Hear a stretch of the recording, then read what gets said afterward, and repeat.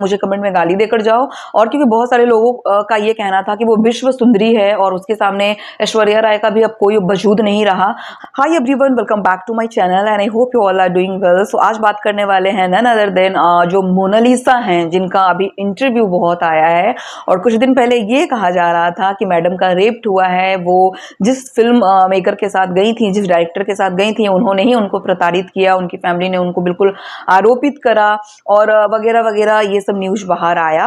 और अब मैम का मैं इंटरव्यू सुन रही हूँ तो मैम बहुत ही आसानी से बोल रही हैं कि वो मेरे पिता समान है वगैरह वगैरह, वो मुझे अपनी बेटी की तरह मानते हैं। तो फिर ये न्यूज बाहर कैसे आया, वो बंदा पकड़ा कैसे गया, किस तरीके से उसको अरेस्ट करा गया, तो ये बिल्कुल क्लियर होता है कि वो बंदी ना मतलब इतना पागल हो चुकी है लाइफ में आगे बढ़ने के लिए और हीरोइन बनने के लिए कि उसको सही गलत पता ही नहीं चल रहा है कि उसके साथ क्या गलत और सही हो रहा है। सो मैं यही बोलना चाहती हूँ कि इसके ऊपर ना सक्सेस हावी हो गया है। अब मैं इसके ऊपर इसलिए बात कर रही हूँ क्योंकि मुझे ना ये कहीं से भी इतनी सुंदर लड़की नहीं लगती। आप मुझे कमेंट में गाली देकर जाओ। और क्योंकि बहुत सारे लोगों का ये कहना था कि वो विश्व सुंदरी है और उसके सामने ऐश्वर्या राय का भी अब कोई वजूद नहीं रहा, सुष्मिता सेन जैसी यूनिवर्स का भी कोई अस्तित्व नहीं रहा मोनालिसा के सामने। तो पता है, अगर ये लोग प्रताड़ित होते हैं ना तो बिल्कुल अपने खुद की वजह से होते हैं और बाद में इनको इतना पैसा दिखा दिया जाता है और इतना इनको सक्सेस का लालच दे दिया जाता है कि ये अपने लिए खराब भी नहीं हो पाते हैं।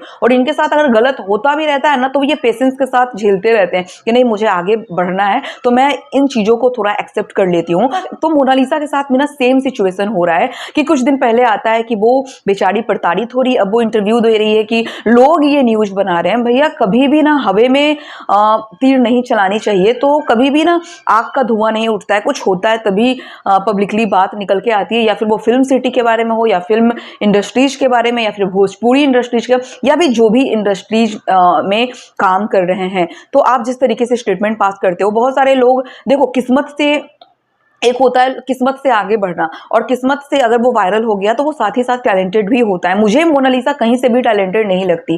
वो वायरल हो गई, इट्स ओके, वो बहुत उसको लोग पसंद करने लगे, डेफिनेटली वो इतनी मतलब नेचुरल ब्यूटी है। चलो मान लिया कि नेचुरल ब्यूटी है, उससे सुंदर कोई दुनिया में है ही नहीं।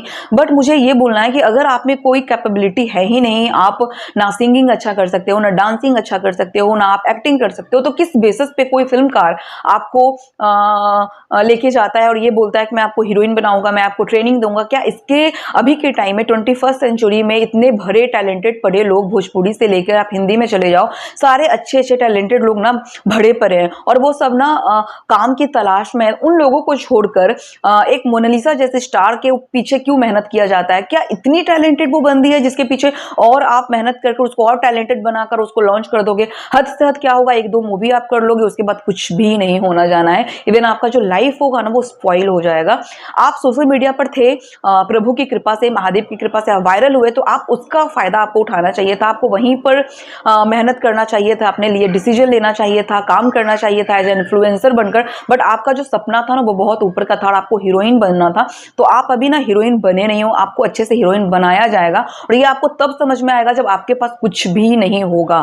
तो सिर्फ मैं यही बोलना चाहती हूँ उन माता पिता को भी कि अगर आपको पता है कि आपके बच्चे उतने कैपेबल नहीं हैं तो क्यों आपके पीछे लोग इतनी मेहनत कर रहे हैं? कुछ तो लालच होगा, कुछ तो फायदा होगा। प्लीज अगर आप वायरल होते हो ना तो इन लोग जैसे लोगों के झांसे में मत आओ, खुद मेहनत करो, खुद अपने लाइफ में आगे बढ़ो, एज ए इन्फ्लुएंसर आप काम करो, बट फिल्म मेकर के चक्कर में आप अपना लाइफ स्पॉइल ना करो। और यहाँ अगर प्रताड़ित हुई भी है ना तो डेफिनेटली मोनालिसा खुद की वजह से और उसके पेरेंट्स की वजह से, लालच की वजह से, उनको एक बार ना मेहनत करके ऊपर नहीं बैठना था। एक होता है ना, आप स्टेप बाय स्टेप ऊपर अगर जाते हो ना तो आपको एक अहमियत पता होता है कि मैं कहां से कहां बैठा हूं। इनको अपने जो स्ट्रगल है ना उनको तय नहीं करना है, इनको सीधे अर्थ से फर्श पे बैठना है। तो यही सिचुएशन इस लड़की का हो रहा है और इनके माता पिता, इनके पेरेंट्स का हो रहा है। इनको लग रहा है कि मेरी बेटी बस स्टार बन जाए। एनी हाउ, हो सकता है कि मोनालिसा का जो बीच में हवा था वो खत्म हो चुका था। तो ये जो रेप्ड वाला सीन है और इनको जो प्रताड़ित किया जाता है उनके डायरेक्टर द्वारा, तो ये हो सकता है कि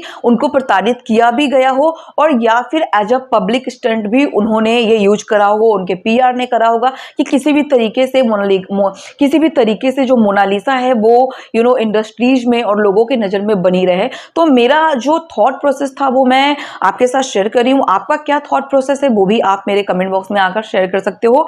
बाकी देखो, आप बिल्कुल स्वतंत्र हो अपने कमेंट पास करने के लिए, और अगर सच में वो बंदी आगे बढ़ना चाहती है ना तो उसको थोड़ा सा मेहनत करना होगा, वो स्टेप बाय स्टेप उसको आगे जाना होगा। तो ये मेरा थॉट था। अगर आपको मेरा थॉट अच्छा लगा या वीडियो अच्छी लगी then please do like, comment and share. मिलेंगे एक नई वीडियो के साथ। Till then take care, bye bye.